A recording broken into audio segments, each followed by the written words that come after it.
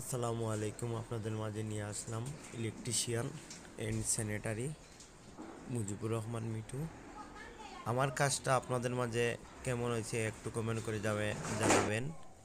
এই যে বেসিংগুলো লাগাইলাম, তারপর এলইডি মিরর, গ্লাস, হাইকোমেট, এগুলো সব ফিটিংস করলাম। টাইলসগুলো ফিটিংস করলাম আমি। আপনাদের কেমন হয়েছে আপনারা আমার আইডিতে একটু কমেন্ট করে জানাবেন।